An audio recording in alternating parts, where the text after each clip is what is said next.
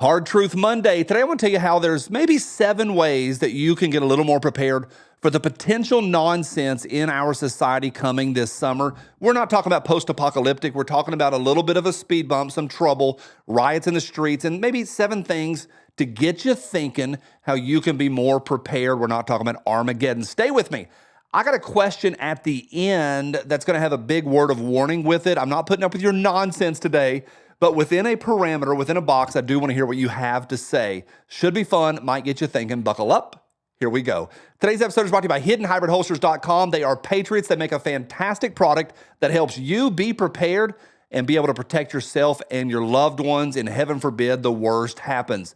Be ready with HiddenHybridHolsters.com and tell them I sent you. You people, thank you for every thumbs up. I appreciate y'all. All right. We are not talking about apocalyptic stuff. There's going to be guys in cargo pants and with big beards that are already typing away. Johnny, you need to get a satellite dish and some seeds. We're not talking about seeds, Kevin. I'm just talking about if there was a little bit of a societal disruption. Example, remember when the toilet paper run happened of 2020 or whenever it was? My local grocery store was empty. There wasn't nothing on the shelves but dog food.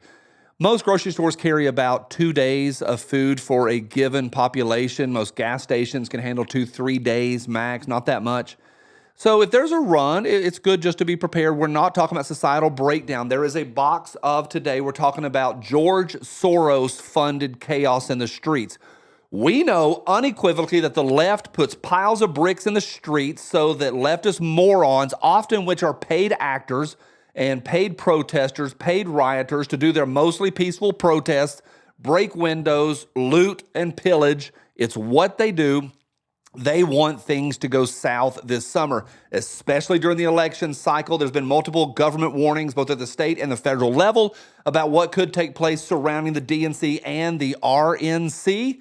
Could be a little bit of chaos coming. We're not talking crazy. We're not talking nuclear bombs and mushroom clouds. I'm talking about a brief societal breakdown.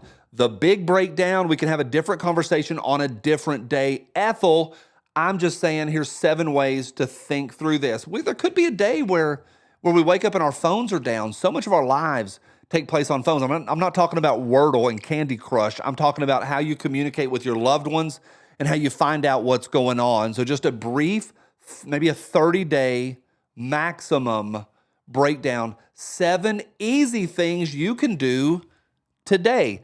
Number 7, batteries. I've switched over to lithium batteries, and I think everybody should. I'm going to put a link, not a commercial. I'm going to put a link down there to the batteries that I use. We all need to get off of alkaline batteries for anything that's important. Maybe your transistor radio, maybe your gun lights. Get off of the alkaline, switch over to lithium. I'm not talking about TV remote controls, but your flashlights, get them moved over to lithium. Number 6, Berkey water filters, I think, are the best ones on the market. They're stainless steel, and then you also don't have a plastic water filter like a Brita.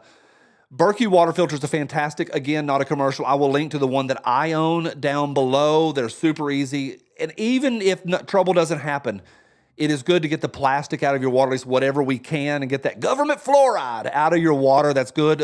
If you're in a mild apocalyptic situation, apocalyptic light, it's good to be able to take some rainwater, some ditch water, just get some runoff off of your roof and run that through the filter. You'll be good to go. Be really good to go. Number 5, medications. I won't spend long on this. If you need medications, stock up. Even if you've got to, I can't tell you where to go, but to the internet and to Czechoslovakian websites, but get stuff that you're going to need. 30 days, 60 days, 90 days, whatever you can do with your budget. Nothing crazy, but a little bit of help.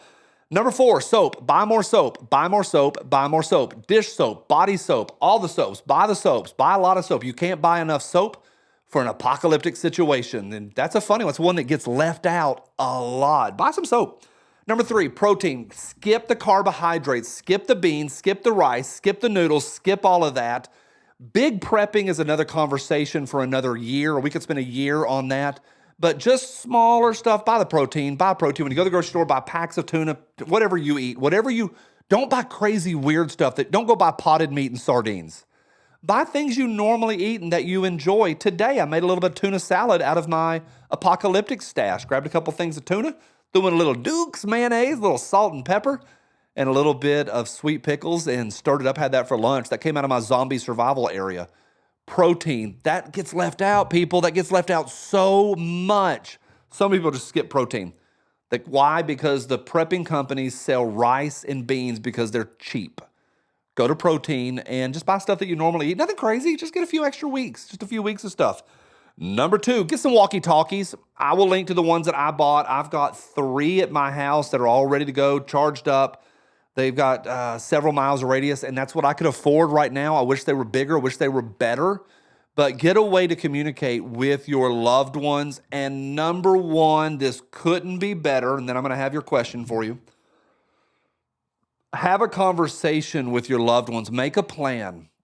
Both of my kids are at college, and they both know what to do if they wake up one morning and not their phone's off, but if every phone is off on campus and people are what, something weird's going on, they know what to do and where to go right now. Have a conversation with your people. Gas those DAMN cars up. Keep your cars gassed up. Nothing crazy. We're not talking about burying shotguns in the backyard. A little gas. Keep your gas half tank or above. Talk to your people. Number 1, just talk to your people. Make a plan, and that's so critically important.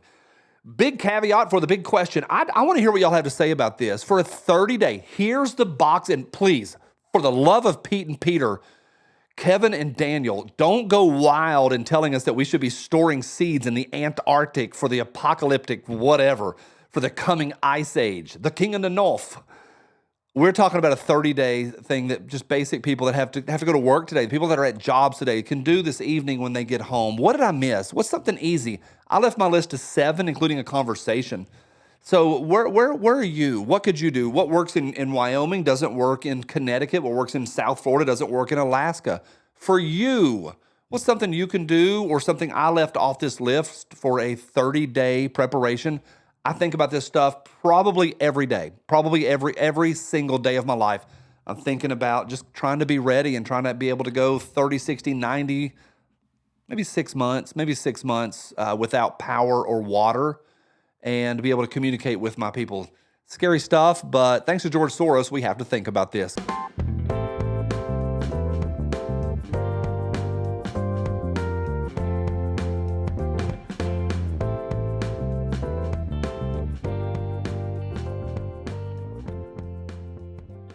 This gun fits my hand better than this one does. Diabetes.